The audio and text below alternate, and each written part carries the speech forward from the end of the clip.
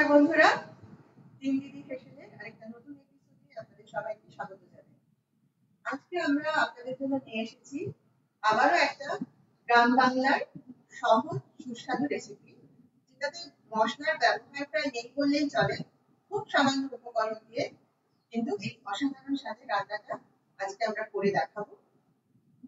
তাহলে চলুন আপনাদের প্রথমে দেখিয়ে দিই আমরা কি বানাচ্ছি। আজ আমরা বানাবো ইলিশ মাছের মাথা দিয়ে গাঠি কচুর তরকারি। তার জন্য যা যা সামান্য উপকরণ আমরা ব্যবহার করছি, এখানে আমরা গাঠি কচুগুলো এইভাবে কেটে নিয়েছি, কেটে সামান্য নুন দিয়ে একটু ভাপিয়ে নিয়েছি। একটা আলু এইভাবে টুকরো করে নিয়েছি, কিছু কাঁচা লঙ্কা, 8টা মতো কাঁচা লঙ্কা এইভাবে লম্বা লম্বি চিড়ে নিয়েছি। কাঁচা লঙ্কাটা আপনারা যে যেমন ঝাল খেতে পছন্দ করেন সেই অনুযায়ী দিয়ে দেবেন। আর ফোড়নে ব্যবহার করব কালো জিরে, ব্যবহার করব সামান্য হলুদ গুঁড়ো আর নুন। ব্যাস, এই কিন্তু সামান্য উপকরণ দিয়ে আমাদের আজকে রান্নাটা আমরা করে নেব।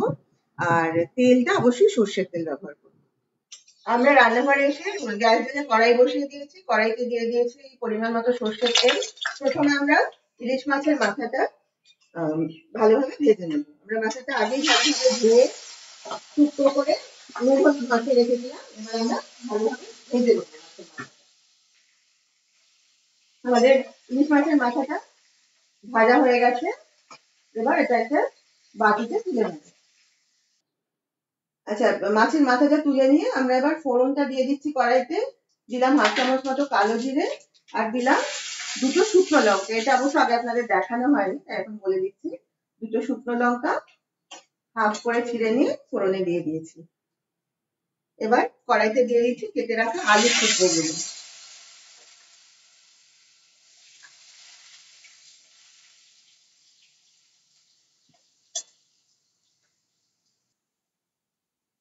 আলু ভাজা এতে নুন দিয়ে দিলাম। আমাদের আলুগুলো হালকা ভাজা হয়ে গেছে। এবার আমরা কড়াইতে ভাপিয়ে রাখা গাঠি কচুর টুকরোগুলো দিয়ে দিচ্ছি। এবার হলুদটা দিয়ে দিলাম, আর সামান্য আর একটু নুন দিয়ে দিলাম।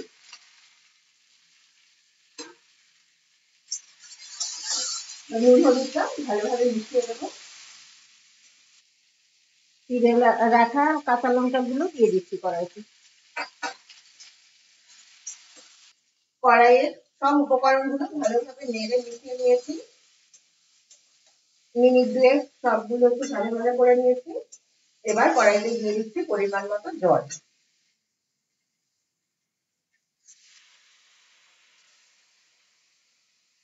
কড়াইতে জল দিয়ে এবার একটা ঢাকা দিয়ে দিচ্ছি কড়াইতে। 5 মিনিট মতো এইভাবে ঢাকা দিয়ে রাখবো। তারপরে ঢাকা খুলে আমরা ভেজে রাখা মাছের মাথাটা কড়াইতে মেশাবো। 5 মিনিট সময় পেরিয়ে গেছে। এবার কড়াইয়ের ঢাকাটা খুলে নিচ্ছি। এবার দেখে নেবো আলু আর গাঠি কচুটা কিরকম সিদ্ধ হয়েছে।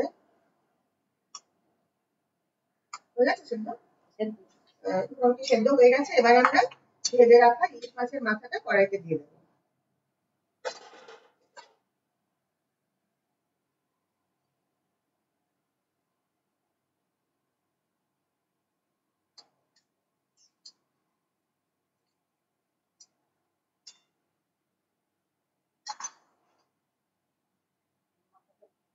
কড়াইটা আবার ঢাকা দিয়ে রাখছি, আর কয়েক মিনিট এখানে রাখছি। আমাদের রান্নাটা কিন্তু পুরোপুরি রেডি হয়ে যাবে। আরো 5 মিনিট মতো সময় পেরিয়ে গেছে। এবার কড়াইয়ের ঢাকাটা তুলে দিলাম। এবার কিন্তু আলু, গাঠি, মাছের মাথা সবই খুব ভালোভাবে সেদ্ধ হয়ে গেছে। আর আমাদের রান্নাটাও কমপ্লিট হয়ে গেছে। গ্যাসটা বন্ধ করে এবার তরকারিটা একটা বাটিতে ঢেলে নিয়ে সার্ভ করে দেব। এই যে দেখুন, একেবারে রেডি হয়ে গেছে আমাদের আজকে এই কম মশলার দারুণ স্বাদের রেসিপি, ইলিশ মাছের মাথা দিয়ে গাঠি কচুর তরকারি। আপনারা প্লিজ অন্তত একবার হলেও বাড়িতে এইভাবে এই রান্নাটা করে খেয়ে দেখবেন। আর খেয়ে কেমন লাগলো সেটা অবশ্যই কিন্তু আমাদের কমেন্ট করে জানাবেন। আর আজকের ভিডিওটা যদি আপনাদের ভালো লাগে তাহলে প্লিজ লাইক, কমেন্ট আর শেয়ার করে আমাদের পাশে থাকবেন।